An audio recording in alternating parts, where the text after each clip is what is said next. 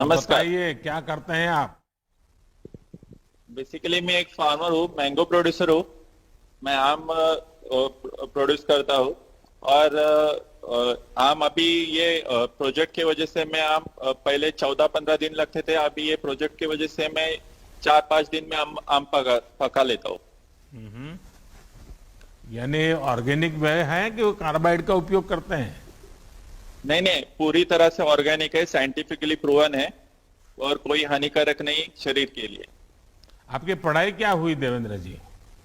Diploma in civil engineering. अच्छा, फिर आप खेती में लग गए। हाँ। पिताजी पहले से ही खेती करते थे। उसके बाद मैं और मेरा भाई और पूरी फैमिली लगती है फार्मिंग में, सब मैंगो आप और कैशू। आप फसल पकाने का काम करते हैं तो फसल कभी कभी खराब भी हो जाती होगी। फल को पकाते हैं आप तो। हाँ, होती थी, पहले होती थी। हम्म। जो हम पकाते थे तो उस टाइम थोड़ा सा यानी 20-30% खराब होने का चांसेस था। लेकिन अभी ये राइपनिंग चेम्बर्स की वजह से क्या हुआ, उसमें 28 to 30 डिग्री का टेम्परेचर मेंटेन रहता है। तो उसमें स्पॉन्जी टिश्यू का जो इश्यू रहता है एक्सेसिव टेम्परेचर की वजह से, वो बिल्कुल चला गया। 28 to 30 डिग्री मेंटेन होता है और उसमें स्पॉन्जी टिश्यू निकल गया है सब। तो आपके किसानों को मालूम है कि अब लोग ये कार्बाइड के द्वारा पकाए हुए फल खाना पसंद नहीं करते हैं। ऑर्गेनिक वे में पके हुए फल खाना पसंद करते हैं और इसलिए उनको पैसे ज्यादा मिलते हैं क्या किसानों को। हाँ बिल्कुल। अभी समझो हमने खुद का अभी प्रोडक्ट बना दिया। अभी मैंने क्या किया है, मार्केट बना दिया। मेरा जो ब्रांड है उसका नाम लग दिया श्री विश्वेश्वर मैंगोज। और उसके ऊपर मैं लिख सकता हूँ कि साइंटिफिकली प्रूवन ऑर्गेनिक राइपन, ऐसे लिख सकता हूँ।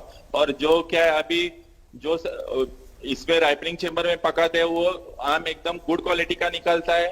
तो उसमें जो विष जो होता है कार्बाइड की वजह से, वो होता नहीं है। और यानी पूरा हानिकारक नहीं है, एकदम सेफ है। देवेंद्र जी ये बताइए कि आपके मन में ये विचार कैसे आया कि आप ये फल पकाने का प्रोजेक्ट शुरू करें। सर ये एक प्रॉब्लम आया था। अभी देखो कोविड का पीरियड आ गया। कोविड की वजह से मंडियां बंद रही। तो अभी करने का क्या। तो एग्रीकल्चर डिपार्टमेंट ने रत्नागिरी में से बहुत अच्छा काम किया। उन लोगों ने हम फार्मर लोगों का जो फोन नंबर्स वगैरह है वो डिस्ट्रीब्यूट किया हाउसिंग सोसाइटी में।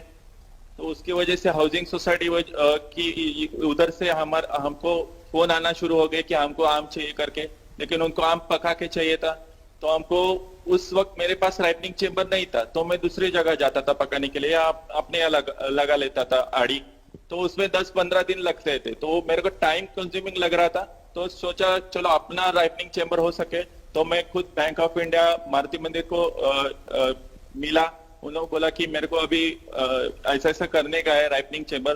तो वो बोले कि एग्रीकल्चर इंफ्रास्ट्रक्चर करके एक स्कीम है, उसमें आप ये कर सकते हैं प्रोजेक्ट। तो मैं प्रोजेक्ट कर सका और मेरे को फायदा भी हो गया उससे। अच्छा, आपने कितना लोन लिया था। आपको ये लोन मिलने में कोई दिक्कत तो नहीं आई। किसी से कोई नहीं नहीं। बीच में बिचौलिया कटमनी मार तो नहीं गया ना। नहीं नहीं, बिल्कुल नहीं। 16 लाख का टोटल लोन था। और कोई प्रॉब्लम भी आई नहीं। जैसे मैं बैंक में गया तो बैंक ने मेरे को खूब अच्छी तरह से कोऑपरेट किया। उन्होंने 2 हफ्ते में मेरा लोन सैंक्शन कर दिया। और पोर्टल में भी उन्होंने भर दिया सब। देवेंद्र जी आप इंजीनियर हो गए और खेती में वापस आ गए तो माताजी पिताजी को थोड़ा नाराजगी तो हुआ होगा शुरू में। पिताजी तो मेरे नहीं है। लेकिन हाँ। माताजी मेरे को पहले से बोलती है खेती करो खेती करो। तो वो भी उसकी माँ की भी मेरी बैकग्राउंड है, वो खेती की है। तो उन्होंने पहले से प्रमोट किया।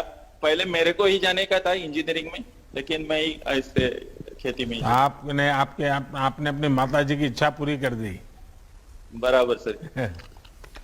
देवेंद्र जी देखिए, ये आप एक उदाहरण है कि जब एक किसान खुद ही उद्यमी बनता है और जब पढ़ा लिखा नौजवान खेती में आता है तो कितना बड़ा बदलाव आ सकता है।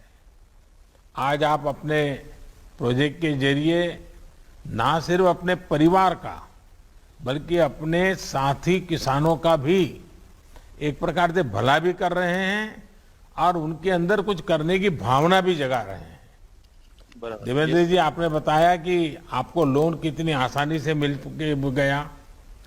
आज से 6-7 पहले तो गरीब किसानों को लोन मिलने में कितनी दिक्कत आती थी, वो सब जानते हैं। हमारी कोशिश है कि हमारे किसानों को पैसों की, संसाधनों की किसी तरह की कमी